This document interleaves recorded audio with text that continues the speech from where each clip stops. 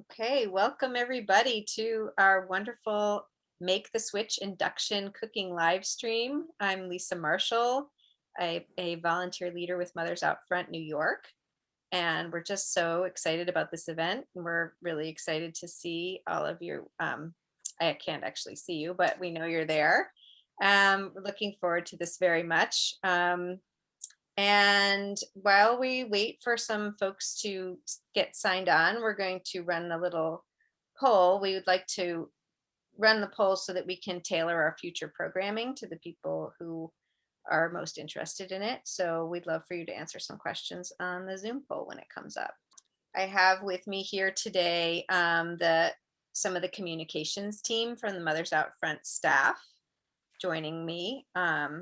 And of course, our wonderful chef, who I'll introduce in a minute. And normally with Mothers Out Front, we all like to introduce ourselves and chat and get to know each other. There's such interest in today's live stream that we have way too many attendees in order to do that. So the poll will have to do as a way for us to get to know one another in the meantime. Okay, that's that poll wrapped up. And thanks to you for who participated in that. So we are Mothers Out Front. We are an organization of mothers and others who are doing our best to preserve a livable climate for all children. And one of the things that we're the most excited about is building electrification, including heating, cooling, heating hot water, and appliances, and in particular, the induction stove. Probably a lot of you, like me, still might have a gas stove in your house that you really feel attached to and might love quite a bit and have a lot of memories of meals you cooked for your children and Thanksgiving dinners. But the data are starting to come out about some of the drawbacks of cooking with gas in addition to the climate impact. And so more and more we're looking to folks to think about their next stove being an induction stove. And in the meantime, you can get one of these wonderful portable induction cooktops that you'll see demonstrated today. I have one in my kitchen and it's really great. When I only need one burner, I always use the induction cooktop. It doesn't heat up the kitchen and it is so efficient. We'll be talking about all of the benefits of induction in a little bit. So now I'd like to go to a video that will introduce Mothers Out Front. Take it away. My name is Anya and I live in San Francisco, California. Mothers Out Front was founded on the conviction that there is no more powerful force for change than women mobilizing to protect their children. How do we do it? We show up in state houses and town halls, steps and at the table. We serve as a constant reminder that decisions made today have consequences tomorrow. In San Jose, California, we made history with the nation's largest city yet to ban fossil gas infrastructures in virtually all new buildings. In Colorado, we helped keep oil and gas drilling sites far away from homes and schools. In Virginia and New York, we worked to bring electric buses to school districts. In Massachusetts, we centered environmental justice in a groundbreaking climate bill. We know any mother can accomplish these goals. Join us.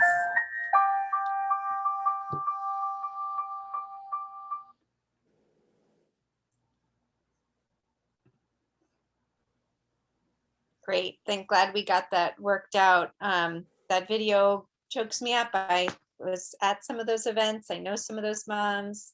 The connection between moms are so powerful. And when we work together and accomplish goals in our communities and at our state houses, it's just, there's no better feeling that I've ever had as an organizer and an activist. It's really exciting to see what we can all accomplish when we work together.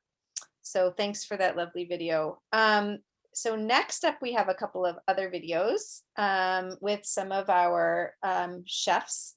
These are examples of our Make the Switch campaign, where we're just encouraging people to make the switch to induction cooking and why it's so great. So we're going to go now to Chef Chris Constantino.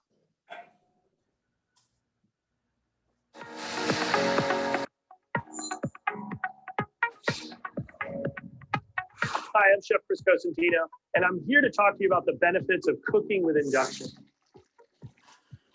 The induction heats up extremely quickly. The goal with fish is to crisp the skin. Nobody likes non-crispy skin fish.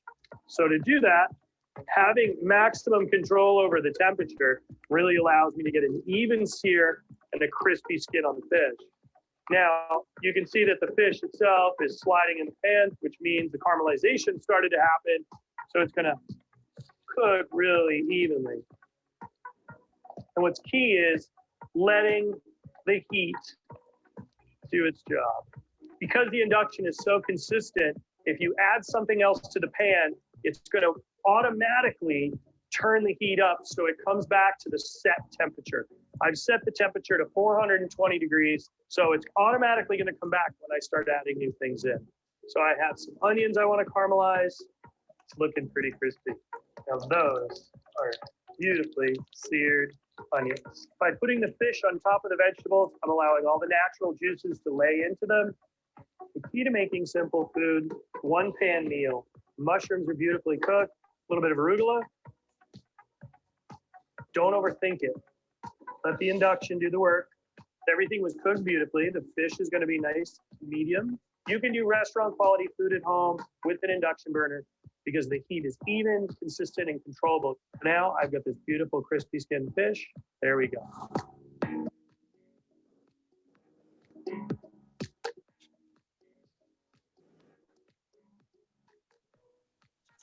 Awesome. I don't know about you guys, but now I'm really, really hungry. And we have another quick video with one of our younger rising chefs that we'd love to show you now.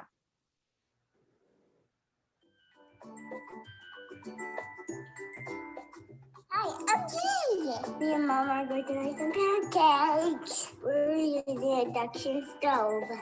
To make pancakes, we need flour, baking powder, salt, sugar, milk, blueberries, extra applesauce, and butter. Now I'm mixing everything together.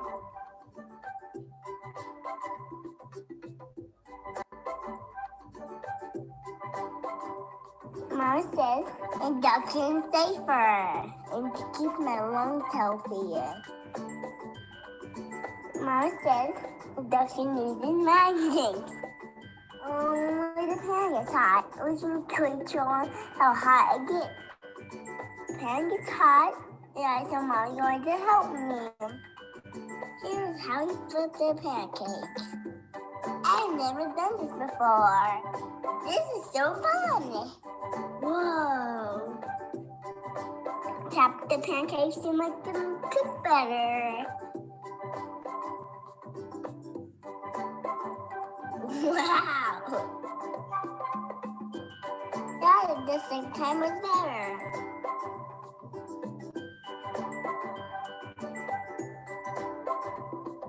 Here's how they turned out. I hope you like my recipe and you try it on your induction stove.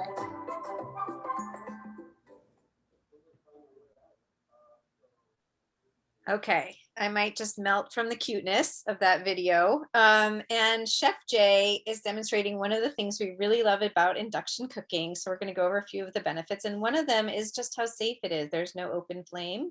And so cooking with your kids is super easy. There's nothing going to catch fire.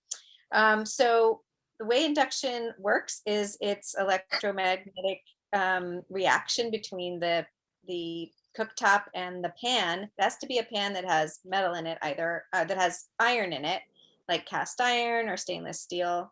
And that reaction heats up the pan, and the pan actually acts as the burner. One of the benefits is induction cooking is super fast. It heats up 30% faster than a gas stovetop. So, like if I want to boil an egg for lunch, boom, so quick and easy. The poll is blocking my ability to see my screen. Okay, and another reason is for health, because we're learning more and more about the negative health impacts of burning gas inside the house. If you are still cooking with gas, make sure that your stove is vented and that it properly vents to the outside. We're learning that the asthma risk for children in homes with gas cooking is higher, that chefs who cook over gas have health impacts. So we're really want to emphasize that this is a safer way of cooking. The control of induction, this is one of the things people don't realize. They're thinking about, oh, that electric stove, I hated it. It took forever to heat up. And then once it was hot, it took forever to cool down. Induction is the opposite. It's precision cooking. You can easily get up to a very high heat for frying or searing. And also you can cook things at a really low heat. One of the things we love to demonstrate is melting chocolate in the pan right on the burner without burning it. That's a real crowd pleaser in my experience. But the main reason Mothers Out Front exists is because we're really concerned about the climate, and we're thinking about efficient appliances, efficient heating and cooling, efficient homes, all electric efficient homes. And an induction stove uses 30 to 50% less energy. And so that means fewer greenhouse gas emissions, warming up our planet. We also love how super easy it is to clean. It's just a smooth glass top, wipe it off with a cloth and done. And something for those of us who don't yet have heat pumps in our homes and don't have central air conditioning, it gets pretty hot in the kitchen in the summer. The wonderful thing about induction is it's not heating up your whole kitchen. It just heats up that one pot that is on the cooktop itself. And that is really nice in the summer. A lot of people love to use them also for outdoor cooking, for camping. It's a really versatile little thing. So those are some of the advantages. And I now want to introduce our main event, our celebrity mom chef, Sasha Bernstein Scone. It spent her early years in a fishmonger's home in New York City with Israeli and French grandmothers. Cooking and eating was the centerpiece of each day. I can imagine. Throughout her career, she has worked in food through restaurants, events, teaching, and public relations. And for the past 10 years, she's focused on sustainability in the food world. In October of 2020, she started a seafood business at her local farmers market in the Lower Hudson Valley, which is where she lives with her family, which is where I grew up. So we're really excited to introduce Sasha, who's going to do the cooking demo for you. And we had some sad news earlier today. Our other wonderful chef, Shrima, will not be able to join us for the cooking demo today, but Sasha has boldly and bravely stepped up to do the whole thing. So I'm going to turn it over to you now. Take it away, Sasha. Thank you, Lisa. Hi. It's great to be here. I'm definitely not a chef, but I am an avid home cook and have worked with a lot of chefs. Actually, had the pleasure of working with Chris Cosentino for a few years and different events when I lived in San Francisco. So I love seeing him doing what he's doing with induction. So we'll just get right to it. So it's pretty easy to check if your cookware works with induction. The best, I just grab a magnet off the fridge, and if it sticks to the bottom of the pan, then it's good to go. So we're gonna make a dish. You might have seen it teased. It's a protein. We're gonna do a little bit of tofu and shrimp today, and then veggies with noodles with a coconut tamarind sauce. That's actually Shrima's climate cookery sauce. So we'll be repping her. Let me get this started with putting some oil in. The cool thing, as Lisa said, is this heats up 30% faster. So I'll just pour my oil. I'm just using a neutral vegetable oil. I have other options here. I like using California olive branch is really good oil. It's nice, it's non-GMO. So I always look for that, the butterfly there. And that's actually a good indicator of less or more environmentally friendly foods generally, because it means that it's preserving more biodiversity and lots of good things that we want. So I'm just heating this up. So Sasha, can I ask you a question? Yeah.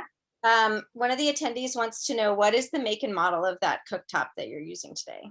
Yes, I was just thinking, I didn't shoot that over to you. It's a Max Burton, and I don't see the specific model, but it's a really nice, straightforward, super easy to use one.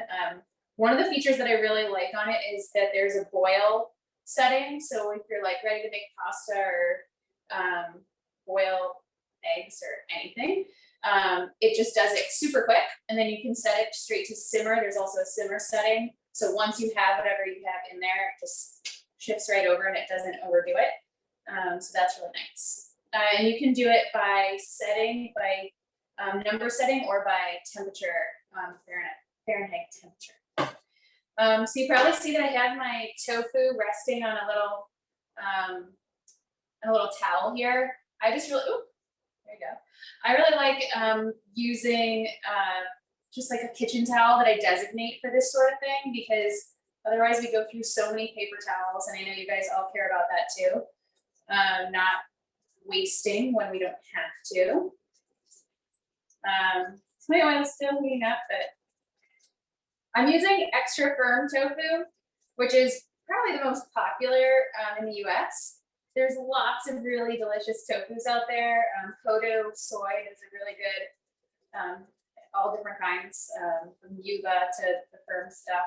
So, but for stir fries, for extra firm is really nice. So Sasha, Stephanie wants to know, what temperature did you set the cooktop on for heating up that wood? Good question. So I have this at a 6 right now, and I don't know. So that's, hold on. That's coming up to,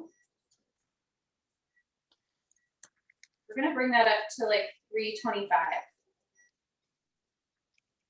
Just a medium, which would be comparable to a medium on a gas stove. And just let that get kind of crispy. While that's cooking, I can show you here's some shrimp that I saved for my demo here for my stand. Shrimp is on the sustainable side of seafood.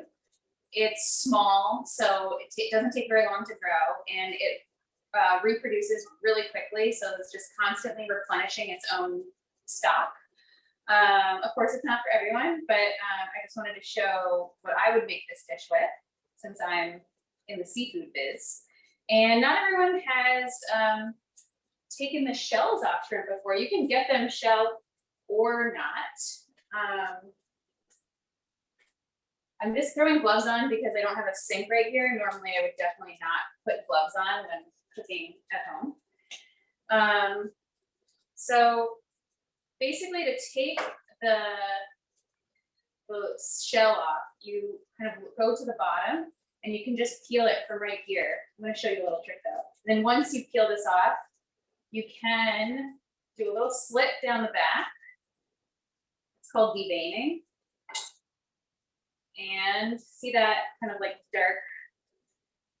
You don't have to do that, but some people just don't mind just eating it, but it's kind of nicer not to. You take that out, and then it's good to go. And it also gives it that kind of like pretty butterfly look once you have your stir, once it cooks. So my sister, I was just practicing this dish on Tuesday. My sister was over, and she was like, did you ever know about the fork trick? Which I did not. So you can just stick a fork in along the edge here. No, I'm not familiar. And it kind of does the deveining and the deshelling at the same time. That's just kind of like a fun little party trick if you're into shrimp party tricks. Yeah, in my family we are. So that's another way to do it. And then you just want to pull out that vein. Okay, let's check our tofu. I have this fun little seafood frying pan. So yeah, it's getting some nice color there.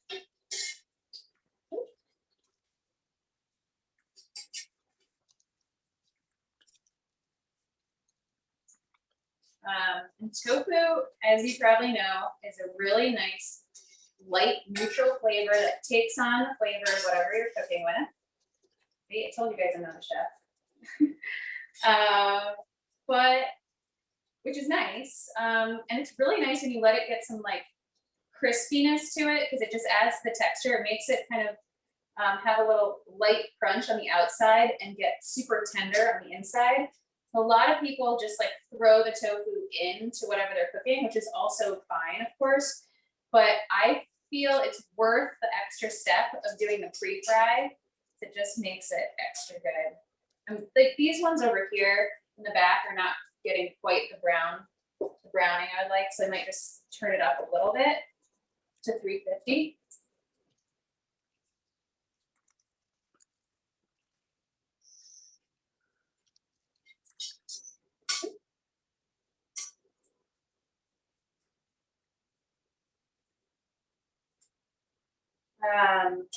Any other questions while we're waiting for our tofu?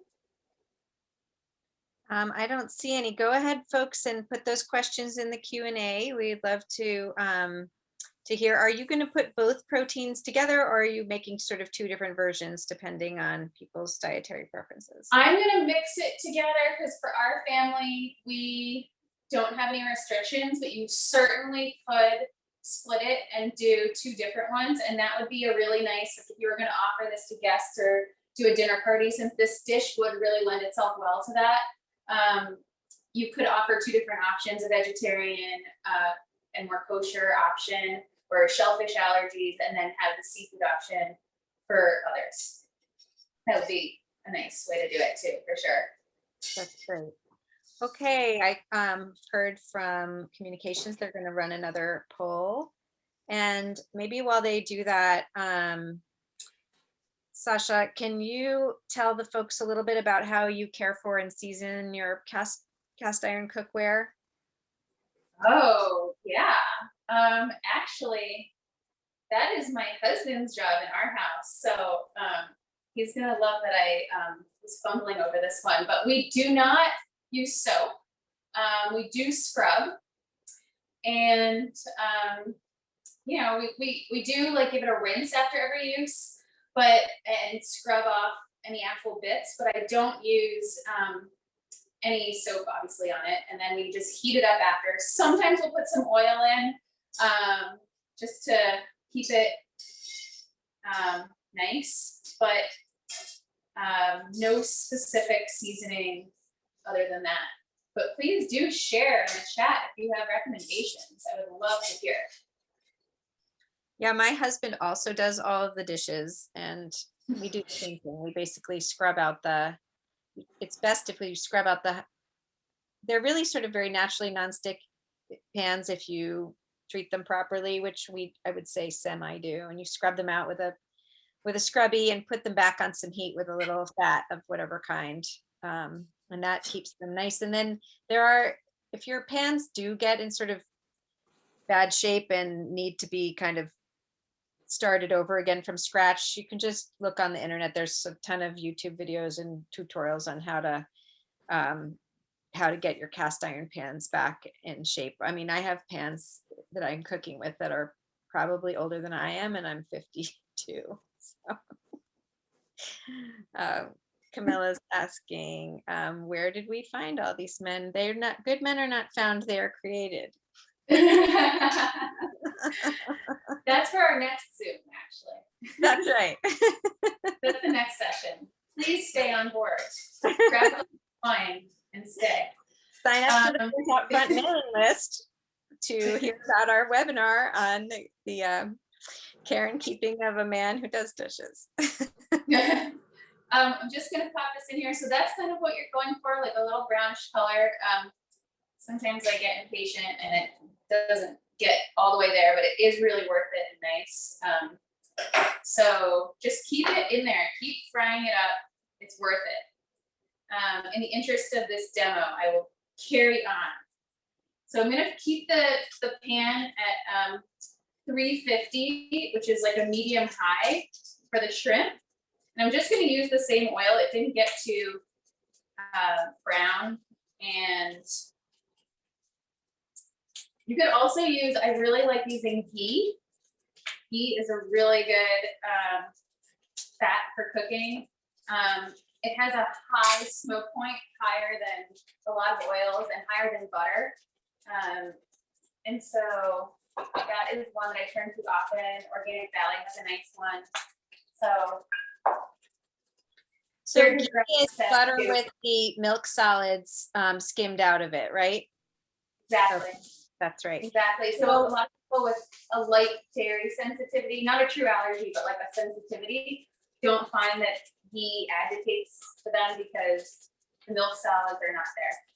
Yeah, that's right. So I'm really happy with everyone got an A on our quiz because 90% of people voted that all of the above were the advantages of induction cooking, which was the correct answer. So we didn't even warn you that there was going to be a quiz on this live stream. So well done, everybody.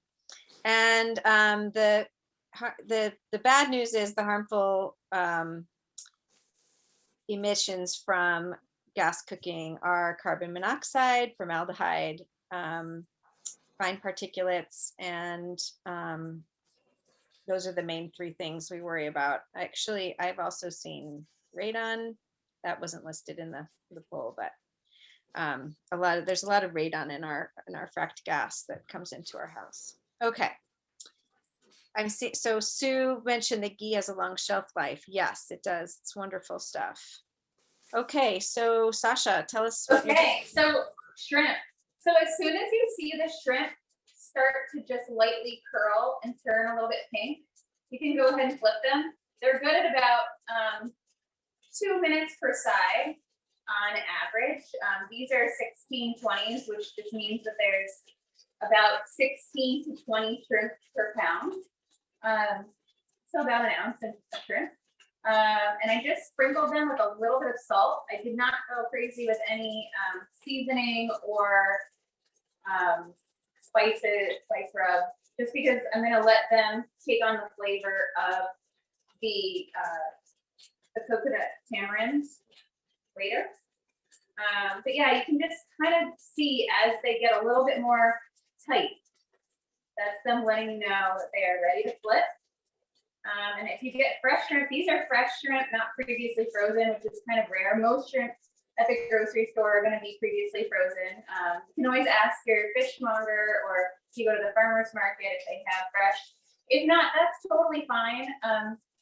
U.S. farm shrimp is considered a relatively responsible fishery.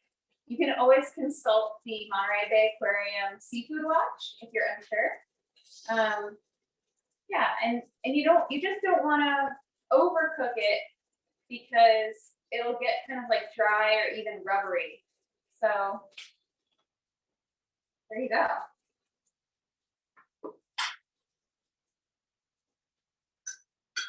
These are pretty much done. They'll cook a little bit more at the very end.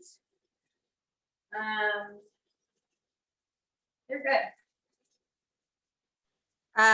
We live up in the Finger Lakes area of New York, and there's this like secret little dumpling place that's at a winery. So we finally went to check it out last weekend, and this wonderful woman, her husband runs the winery and she runs this dumpling shop, and made these delicious, amazing from scratch dumplings. And she had this beautiful high-end commercial induction stove, and she said she couldn't possibly run her business without the induction stove because of the fast cooking time. So it was pretty cool. That's amazing. Yeah, I'll send you guys on the comms team a picture of it. It's really cool. If you're ever in the Finger Lakes, come to Sands Dumplings, and her salmon dumplings are unbelievable. It's great. It really is noticeably faster, and it's such a controlled heat. You know, it's going to be great when we see recipes starting to, adopt this more, and it'll say, set your burner to blah, blah temperature, and you'll just know that it's going to come out the way you want it to. It's so, yeah, that's a huge benefit. Okay, so I switched pans. That one has gotten some like brown crispies. This recipe does not call for a wok, so don't worry if you don't have one. I'm gonna stick with that medium heat around 325. So with a little more of my oil. Oh, actually, I'm going to show you guys. So I think you probably know how to cut vegetables, but I didn't have string beans on hand. I did have cabbage. I almost always have cabbage on hand. I think it's like one of the best vegetables to always have on hand because it's I mean, it can be pretty much grown year round. It always feels like it's growing. Like as you're cutting it, it's just more and more and more. It's great for throwing in with leftover rice and making a quick fried rice. It's great for a slaw if you just have a little bit of this and that and want to put it into tacos. It's just a really handy, hearty, cheap, sustainable vegetable. So I support cabbage being in your fridge at all times. So that's what I'm going to be doing. And I like to slice it really thinly, like you see here. And I basically just do that by trying my best not to cut off my fingers, holding the knife like pretty well choked here. And just, you want to always have, you definitely want to cut it in half or in quarters first, of course, so that you're not having it roll around, and that's just going to be a lot more risky for you and your beautiful hands. There's a great conversation going on in the chat about sustainable seafood, and thank you guys for recommending the Monterey Seafood Watch list. That's a really great resource that I have also used a lot, and I think I have a sustainable seafood cookbook as well. So that's something I know a lot of our members are aware of and concerned about. So thanks for thinking about that. And Catherine asked about the pan. Is that a nonstick coating? She's worried that you might be exposing your family to it's a Circulon. Yeah, it's an Analon pan. I'm not sure. Okay, Sorry. good to know. So just to recap, a lot of people ask me about induction. Can I use my same cookware? And, speaking from my own experience, I had two kinds of cookware. I had cast iron and I had stainless steel. So I had those for years and years before I ever got my induction cooktop. And it turns out, of course, all of those can be used on the induction. I think I had one pan that was a double boiler that didn't have iron in the bottom of it, so that couldn't be used, but everything else I already had could be. I think if you're still cooking with aluminum, you're out of luck, but most people have moved on from aluminum for other reasons. So most cookware will work. And if you're not sure, just as Sasha said, just take that magnet and see if it sticks to the bottom. Okay, so Sasha, you've got your cabbage and kale. Yeah, and I have some purple kale in here too that I got at the farmer's market. I traded with one of the lovely produce farmers for a little piece of salmon that I had, and it always makes me happy to be able to trade with fellow vendors. So I just threw a little bit of that in there too, and it's smelling really good. I would probably normally start a dish like this with a little bit of minced garlic and grated ginger or minced ginger, which I think just adds so much, like such a nice aromatic experience. Like it just kind of gets everyone like, ooh, what's cooking? And, kind of poking their head in, like, what's happening? What's gonna be for dinner? But this Shrima sauce is really awesome. And you don't even really need it because it's kind of already all in there. But I just thought I'd mention that. I'm going to honor her sauce and her approach, but just throw that in. You can always start with that. And induction is actually a really good way to do it because you can, again, really control that heat and not over crisp your garlic, as I sometimes do.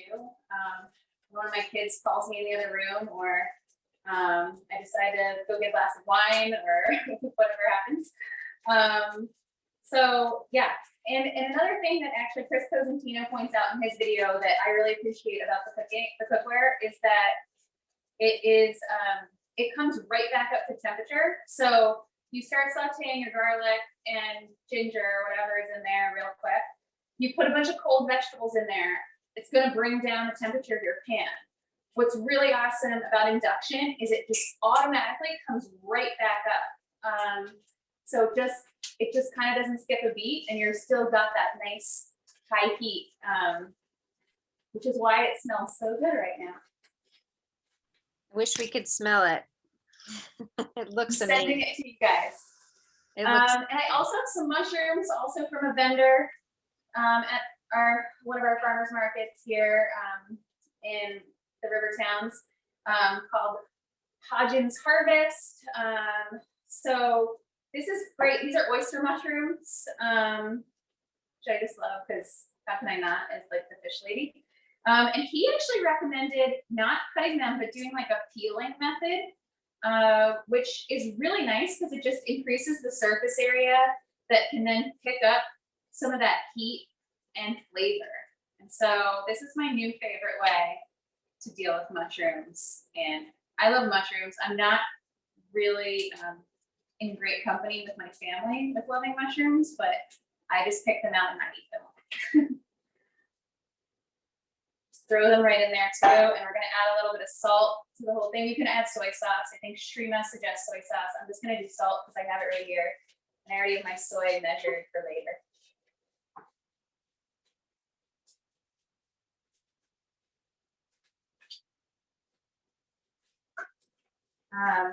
So I'm gonna mix my sauce.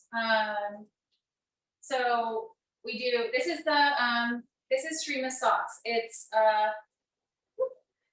Climate Cookery, tamarind, and everything. It's for everything. But if you don't have this sauce, which I'm guessing a lot of you don't, I did not until very recently. Hopefully many more of us will. Because tamarind is delicious and she's doing really good things. You can kind of just get a similar effect with, again, either doing like the ginger and garlic to start. You can also do any hot sauce that you like. I might suggest like a sriracha for this. And she also suggests like a squeeze of lemon or lime at the end, just to bring up that acidity. It says kick and tang. So you got to get the kick and then the tang. And I would say maybe even a little fish sauce if you're into that kind of thing, just because why not? It just makes stir fries more delicious, I think. what about a But, splash yeah, of, what into about a that splash of cider or wine? Oh yes, or a splash of cider into anything. That's what I'm saying. That's what I'm saying. For Exactly. the tang. Yeah. Us upstate New Yorkers are very proud of our cider. It's a big thing here. I was telling Lisa, she was saying that she has some really good ciders in her fridge, and I was saying, so do I, because my brother actually has a cider business from the Catskills and Hudson Valley, and it's very refreshing and local, which is really fun. My soy, so I'm sort of doing around half the recipe, so you don't see me doing the exact amount in my recipe list, that's why. Recipe card.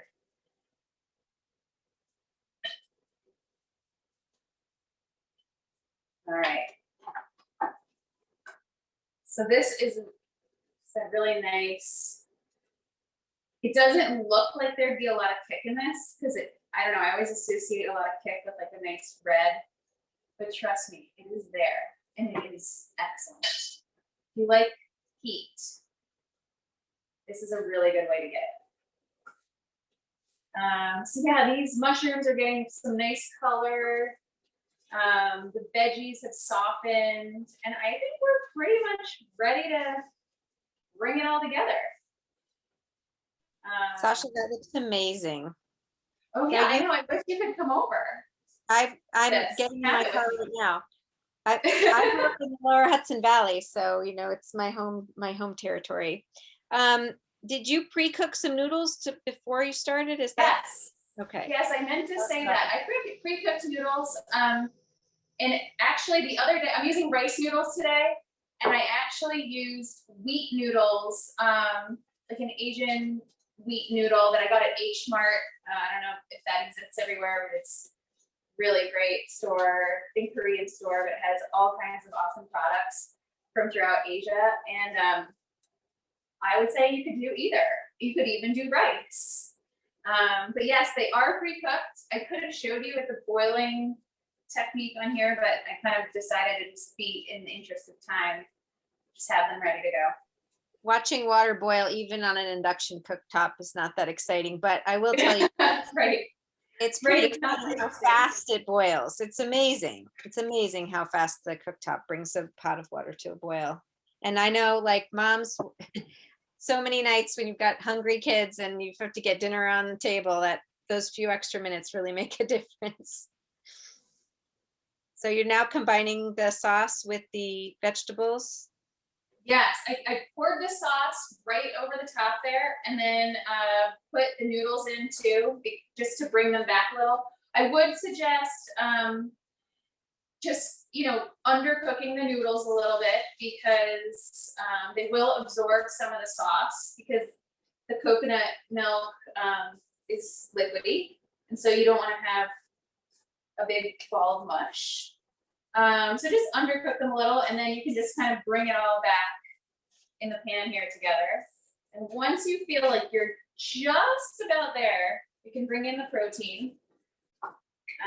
Or it could just, this would be a very happy dish right here. It does not need anything else. This is a complete meal. If you want to have the tofu or chicken or shrimp or, whatever feels good to you, and then this is a good time to add it. And some of those, so the brown bits, any brown bits that you were able to get on your shrimp and tofu, which I was a little bit too impatient about because I don't normally have people watching me cook. That'll just come right off into the stir-fried sauce here, and it'll just add a lot of really nice flavors. So don't worry if all of a sudden they're not as pretty looking, they don't have the caramelization marks. They're still going to taste really good and add delicious flavor to your dish. And I would say we are pretty much, we're going to do our little garnish of sesame seeds. Are those the black sesame seeds? These are actually just the straight up blondies, Okay. but black would be really good. I love the black sesame I seeds. wish I had those. They're Yeah, so those are so good. They just, I don't know if they actually taste different, but they feel like they do because they're so fun. I know, they're so pretty. So you're going to plate that, and that is really it for our cooking demo. And now we are really moving to the Q&A, but people have already been asking questions throughout. But I'd love to open it up for more questions. You can use the Q&A function or type into the chat. Remember, if you type into the chat and you only select panelists, then we're the only ones who see the question. But if you want everyone to see the question, then type select panelists and attendees. And we're just so happy that all of you have joined us today for this wonderful demo. I know that even I knew what was going to happen, and I'm just super excited and also really hungry. Thank you so much, Sasha. That was just beautiful demonstration. I didn't time it, but that whole meal did not take long.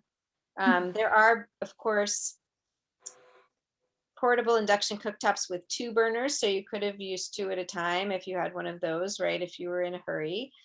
People asked about induction cooktops. There are, everything from these portable single burner all the way up to very high-end professional kitchen models and everything in between.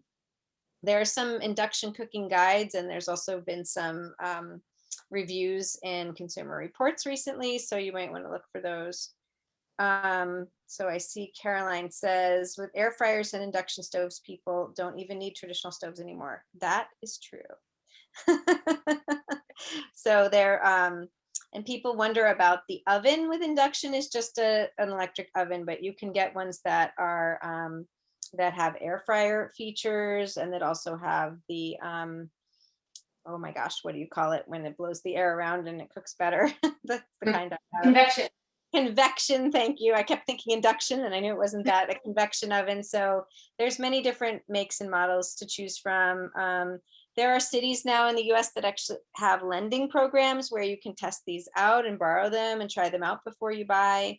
I know there's some in the Bay Area in California. There's going to be one in my area in Ithaca soon. So this is something that is starting to sweep the nation really in terms of a real game changer. Shrima says, where do you put it? So if you aren't replacing your stove yet, for example, I'm not yet ready to replace my stove because it will involve an entire kitchen remodel that I'm not ready to do. So I have the portable one. It just sits on the counter. It also has a hook. You can hang it on the wall, or you could, if you were a neat and tidy, organized person that I'm not, you could tuck it away in a cabinet when you aren't using it. Yes, someone said your public library may also have a tool lending library that might have one. That's absolutely true. So, and then I've even heard of people who just really wanted to give up gas, but they weren't able to yet buy a replacement gas stove, and they actually took the induction cooktops, the temporary ones, and put them right on top of the stove and just cook like that. If you do that, please take the knobs off of your gas so you don't accidentally turn the gas on under the induction cooktop. That can happen. And we definitely don't want to see that happen. Yeah. Shrima, did you want to say hello? Or Sasha, do you have any last words for the folks at home? I would just say that we didn't even get to really like one of my favorite parts of the induction, which you did mention at the top, but it's just that the cleanup is so easy. Just like, I think that's my favorite part. Because when you do something with like oil, like it can kind of like get all over, and then you got to take all the things off the stove and do the thing with the stuff. And this is just like, oh, that's it. Just love that. That's my 2 cents. Every mom's gotta love that for sure. People are wondering about their woks. Yes, there are woks made specially for induction. And I've also seen people use traditional woks with induction. I'm not exactly sure how that works, but the wok is a sticking point in terms of cookery, and you have to sort of think about how that's going to work because it doesn't have the flat bottom. Yeah, there's a great link in the chat to one of the videos for this campaign. I just used this one on Tuesday when I made the dish, and it worked really nicely. So there are some out there that work. It's in Musa. So Sasha, take the pan off there. How hot is that burner now that you're done cooking? Can you touch that? Yeah, you can touch it. It's not like cold. It's a little warm, but this is not hurting my hand. Exactly. It's pretty amazing. It's probably mostly from the pan maintaining the heat, and the pan was sitting on there. Exactly. So the pan is hot, but the glass is still pretty cool. It's not cool. Mine has a little H that comes on that warns you that it's hot, but you can put your hand on it and not scald yourself for sure. It's pretty amazing, and it cools down pretty fast. So we'd love to hear more questions. I do want to say that, Mothers Out Front is going to be doing more induction cooking events as part of this campaign.